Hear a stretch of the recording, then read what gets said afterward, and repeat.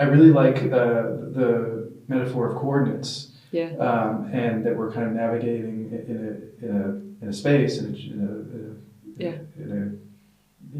but also that this idea of coherence and again and resonance, and that really the way, and tell me if this is what you're saying, the way that we're navigating to these different coordinates to sort of speak with or channel these other entities is through matching their frequency and being resonant with them. Is that sort of what you're saying? Maybe we can unpack that a little bit. Yes. So let's speak about it in both directions, gravity and levity. Okay. So let's speak about it from gravity first. So gravity meaning the physical body. So coming from the earth, coming from physicality. First, by the way, I didn't mention environment. Environment is really important. So how we set the setting is incredibly important. So being obviously in a space that is a beautiful, safe space that has plant life in it, that is alive and is conducive to being spacious. 3 S's, space, stillness, and silence. Very important to be able to hold, allow the opening, which is the divine feminine principle, the opening on the interior to the tuning to the higher frequencies. So from a gravity perspective, it's the setting of the environment. Then also it's to the physical body.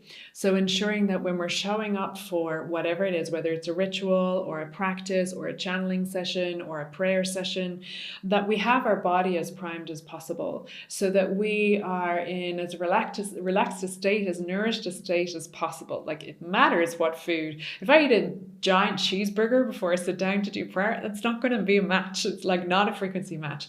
If I have a high vibration kombucha before I engage in a prayer practice, that's going to help the frequency elevation. So the very practical aspects of the physical body, very, very important. So then we have moving through the body, then we have that piece we were speaking about earlier, which is the heart and then the crown activation. So again, if you think about it, we're moving up from a gravity perspective. Then there's the heart crown. There's the prayer and blessing of those that we love can open the heart, and then which opens the crown. And then the pure intentionality of, as I feel myself coming into coherence now I feel that the opening is here in order for me to now begin the invocation process. And that's where there's a kind of reaching, because they are so gracious and so beautiful that they come to meet us also. So they're kind of in a way, we're taking the elevator upwards, and in some respects they're taking the elevator down, where you kind of meet in the middle. It's not downwards exactly, but it's an analogy, a human analogy. So we meet in the middle and we have that connection, that contact point that happens. Well, it comes through the physical body, but as you cultivate greater sensing awareness, you can actually feel that through your energy body, and that's a further expanded place. So yes, we're moving through heart-brain coherence, and we're opening up through intentionality, and we can, especially over time, as we come to recognize the familiarity of their frequencies. Like Mary Magdalene has a very different frequency to Sananda.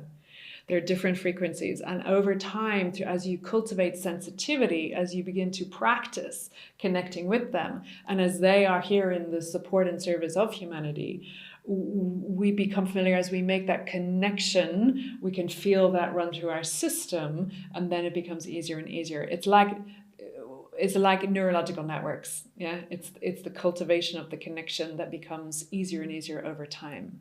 Yeah.